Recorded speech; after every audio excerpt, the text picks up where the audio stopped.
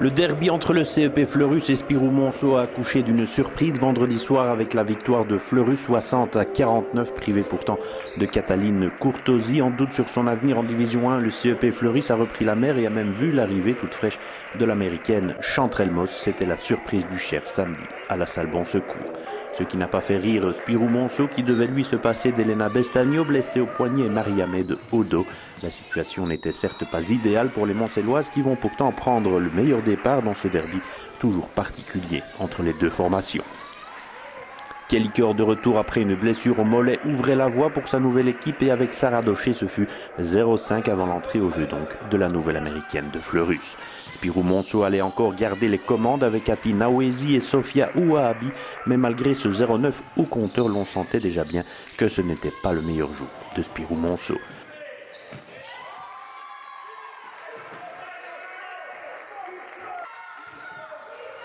Le CEP Fleurus l'a sans doute compris aussi car après être restée muette durant 4 minutes, les Fleurusiennes vont trouver l'ouverture avec une bombe de Jessica Polizzotto d'abord, puis par Julie Lefebvre sur un assist précisément de Chantrelle Moss qui donnait du rythme à son équipe. Jessica Polizzotto, auteur de 13 points vendredi soir, ramenait encore à 7-9 dans une partie pas toujours très académique. À la 10e, Spirou Monceau virait encore en tête après une bombe de Sofia Ouahabi, alors que Julie Lefebvre et Alison May fixaient les chiffres à 9-14 après le premier quart-temps.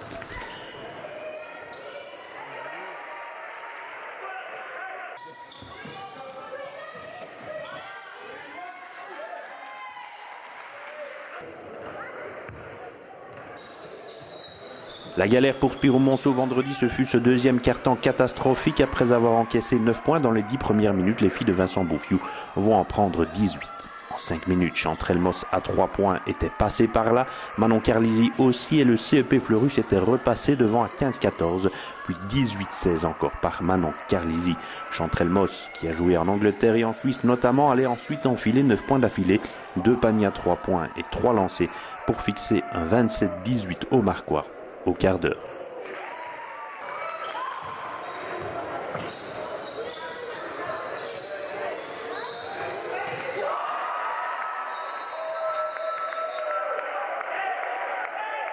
Spirou Monceau était compté sur le ring mais pas encore KO. C'est au lancer que Kelly Cor ou Charlotte Hyperciel retrouvaient le chemin des filets. Sarah Docher faisait 27-14 mais les filles du CEP Fleurus semblaient avoir trouvé des ailes et jouaient beaucoup plus libérées. Avec Jessica Polizzotto encore, Julie Lefebvre aussi, et sans complexe, à 3 points, Cyrielle Mao ajustait, suivi de Camille Gamache. Mais le vrai coup dur supplémentaire pour Spirou Monceau fut la blessure au poignet de Sofia Ouahabi, qui allait se blesser dans la chute.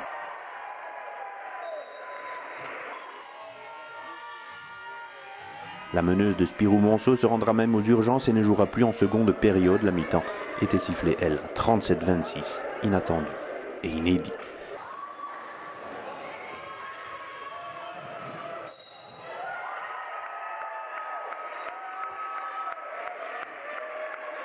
La reprise si difficile parfois pour les Fleurusiennes allait cette fois leur sourire sous le choc et encore un peu groggy par la perte de leur meneuse. Les Montcelloises accusaient visiblement le coup. Vincent Bouffiou ne pouvait plus compter que sur une seule meneuse, la jeune Enya Zadra, mais c'est aussi Fleurus qui poursuivait sur sa lancée avec Lisa Moukeba par 2 fois dès la reprise et Jessica Polizzotto. Une bombe de Camille Gamache et un panier encore de Cyrielle Mao finissaient d'achever tous les espoirs de Spirou Monceau. L'écart allait même passer à la barre de 20 points, 52 à 30 sur une bombe de Jessica Polizzotto.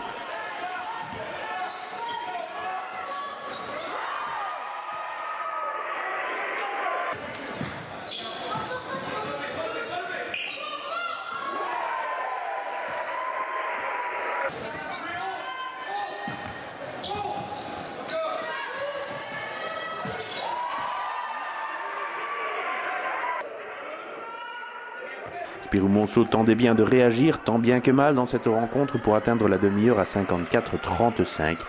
Le dernier quart-temps allait voir le CEP Fleurus faire du surplace et l'on se demandait si Spirou Monceau n'allait pas en profiter pour revenir tout de même dans cette rencontre. Mais rien ne tournait vraiment rond pour les filles de Vincent Bouffiou, incapables de boucher le trou. Le CEP Fleurus gardera donc la moitié de son avance pour finir à 60-49 sur une deuxième victoire en championnat cette saison. Peut-être celle du déclic.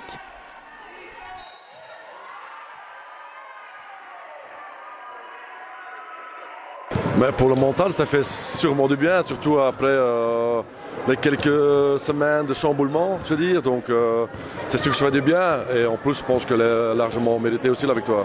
Le début était un peu difficile avec un 0-9. L'entrée de l'Américaine a fait beaucoup de bien. Ça a été une sorte de déclic aussi. Oui, tout à fait. Je crois que l'entrée de match n'était pas bon du tout. On a commencé beaucoup trop long notre jeu, donc ce qui est un peu un anti-jeu pour nous, nous-mêmes. Et donc c'est vrai qu'à ce moment-là, dès que je lançais l'Américaine, on a remonté un peu la vitesse de jeu. On a commencé à créer un petit peu, on a eu des shots ouverts. Petit à petit, on est rentré dans le match, quoi.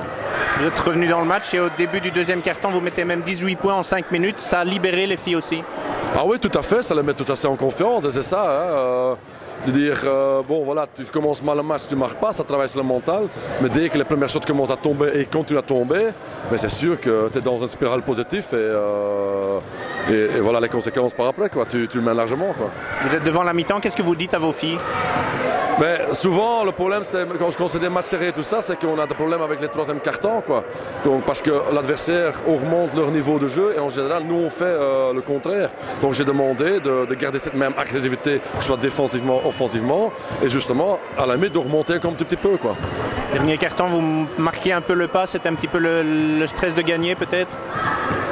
Mais je crois que voilà, ça c'est un peu le désavantage avec l'équipe qui est fort jeune, c'est voilà, un peu le peur de mal faire à ce moment-là, donc bon, dommage, il faut continuer à jouer. Mais ce qu'il y a aussi, c'est qu'il y avait une certaine fatigue parce qu'ils se sont donnés beaucoup. Dans le cas de Chantrel, mais est arrivé seulement hier matin, donc il a toujours le jet lag dans ses jambes, tout ça. Donc je voyais bien qu'il était fatigué. Mais bon, à ce moment-là, c'était une pièce importante sur le terrain pour moi, donc je ne pouvais pas l'enlever. Et donc oui, surtout la fatigue qui a fait qu'offensivement, on était plus productif et a commencé à commettre des erreurs aussi défensivement qui ont permis à Monceau de revenir petit à petit de nouveau dans le match, mais sans être vraiment dans le danger parce que le temps était quand même compté. Il y a des nouvelles d'abord de Sofia Ouabi, le malheur s'accumule un peu pour Monceau. Hein. Oui, on espère que c'est pas trop grave, mais c'est gonflé, c'est bleu. Donc on va attendre un examen plus approfondi parce qu'aujourd'hui c'est vendredi soir à l'hôpital. Donc on va attendre un examen plus approfondi avant de se prononcer. Mais elle a mal, on espère que ça va pas être trop long. On avait l'impression aussi que ça a plombé un peu l'équipe à la mi-temps, c'était juste avant la pause, à la reprise ça a été difficile, on l'a senti un peu. Dans notre roster, on a 2 joueuses pour jouer sur le poste 1, c'est Elenia Bestagno et Sofia Ouabi. Alors je pense que Enya Zadra a été exemplaire dans son abnégation et son envie de bien faire les choses à ce poste-là pour combler un peu les blessures de nos 2 meneuses. Pour venir au match, vous commencez bien, 0-9, il aurait fallu enfoncer le clou à ce moment-là? On commence bien, oui et non. On commence bien 0-9 parce qu'on n'encaisse pas de panier derrière. Mais même offensivement, les premières actions n'étaient pas bonnes parce qu'on a déjà eu beaucoup de shots ratés. Et quand on voit nos pourcentages à la fin du match, si vous ratez des shots parce qu'il y a pression défensive, c'est une chose. Mais quand vous ratez des shots parce que vous êtes maladroite, ok, ça arrive. Dommage que c'est contre Fleurus. En plus de ça, on a vu notre pourcentage au lancer franc est catastrophique. 1 sur 10, 3 points. 30%, moins de 30% à 2 points. Même contre une équipe dite plus faible, on ne peut pas gagner comme ça.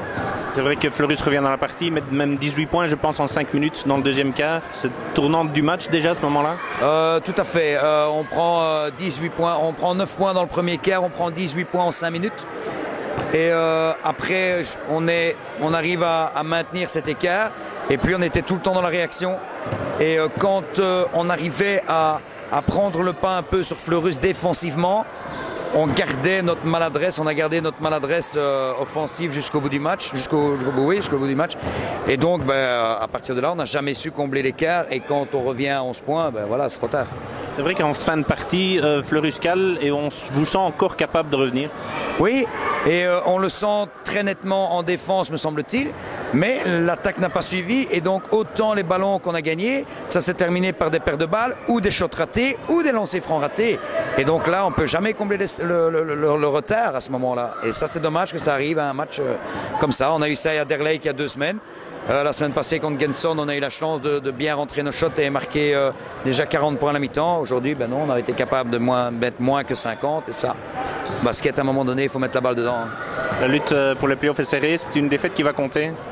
Toutes les défaites vont compter, surtout la défaite à Otalon, la défaite à Derlake, maintenant la défaite à Fleurus, la défaite à Genson. Ce sont tous des adversaires directs. Monceau on n'a pas encore été capable de gagner un match à l'extérieur. Et ça, c'est peut-être ce qui risque de nous porter préjudice quand on fera les calculs à la fin de saison.